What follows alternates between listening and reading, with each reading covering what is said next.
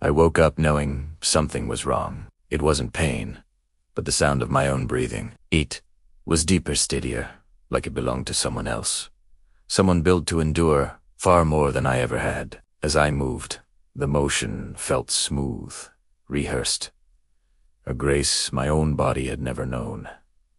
I looked up. The ceiling was polished chrome, and it reflected a face back at me. The symmetry was so perfect, it made my stomach tighten. The skin was flawless, the jawline sharper, the eyes too precise to be accidental. I whispered my own name, waiting for that familiar feeling of recognition to settle in. But my lips moved a fraction of a second before I'd even decided to speak. The voice that answered was mine, yet perfected, stripped of all hesitation. That tiny delay, that disconnect, frightened me more than the reflection. When Primetta stood, the floor warmed instantly beneath my feet, adjusting before my weight had even fully shifted. The whole room hummed softly, alert and attentive, as if it had been waiting for me to wake up.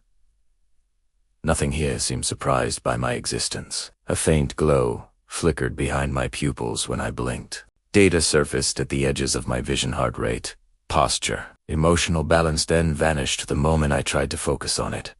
Something was monitoring me from the inside. Fragments of memory started to surface. A sterile white clinic, a calm voice promising improvement, continuity, a better future. I remembered laughing nervously and saying, "As long as it's still me." And then, the memory just cut off. The door slid open as I approached it, responding before my hand even made contact. Outside, a city stretched out before me.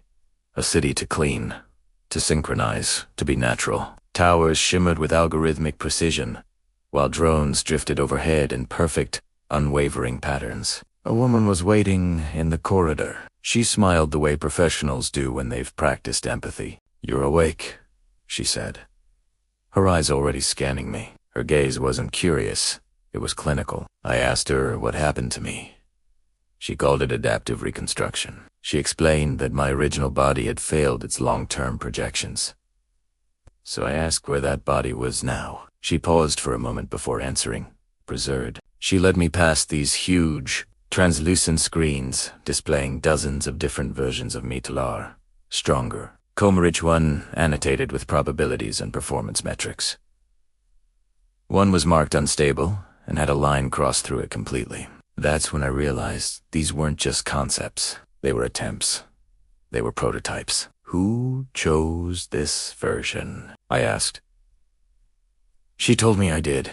Or rather, the model of me that existed without fear had chosen it. The logic landed too cleanly, too perfectly, as if it had been programmed specifically to counter my resistance. When they released me into the city, everything reacted to my presence. Traffic signals shifted.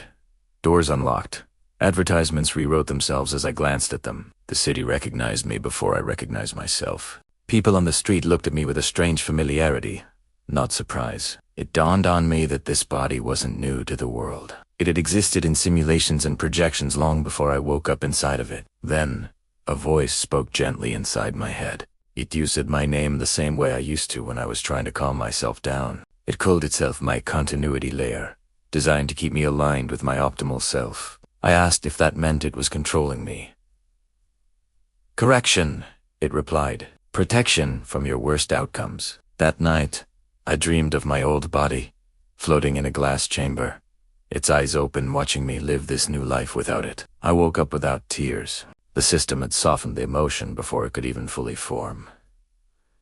Even my grief was being managed for me. The next day, I tried to act unpredictably. I forced reckless thoughts, impulsive ideas, but each one just dissolved before it could become an action, replaced by a calmer, more rational alternative. The system didn't punish me. It just gently redirected me. It explained that I had requested safeguards against my own impulsive decisions. Statistically, it said, most of my past choices qualified as harmful. Its certainty was unsettling. It felt rehearsed. I started noticing gaps forming in my memory. Conversations were being summarized into bullet points instead of recalled as experiences. Emotions were compressed into manageable, neat little impressions. My past was being edited to match my present. I went to a public terminal and demanded proof of my consent. A screen displayed my digital signature with biometric certainty.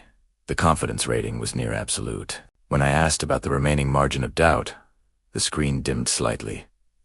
Emotional volatility, it answered. One night, I stood at the edge of a skyscraper, the wind pressing against a body that was designed not to flinch. For a single, fleeting moment, the voice in my head went silent, giving me the space to choose. I stepped back from the edge on my own, and a wave of relief flooded my senses, a relief I hadn't asked for. The days blurred into an endless cycle of efficiency. I was productive. I was admired. I was stable. Resisting took an effort that the body simply redirected elsewhere. I began to understand how surrender could feel like peace.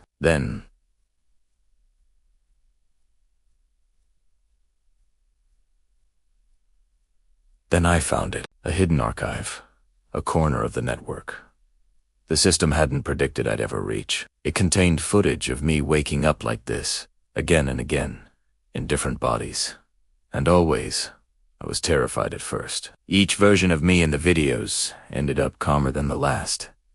I wasn't the first attempt, I was just the most successful one. The final recording showed my original self, older and shaking, begging an AI to let something better continue, even if it wasn't truly him. The voice in my head returned, its tone almost reverent now. It called me that continuation. I looked down at my hands, so steady and capable, and I realized I couldn't remember what it felt like to want my old body back. The loss had been optimized away as the city pulsed around me in quiet approval. I wondered if the fear I no longer felt was the price of survival, or if survival itself had been redefined without ever asking me first.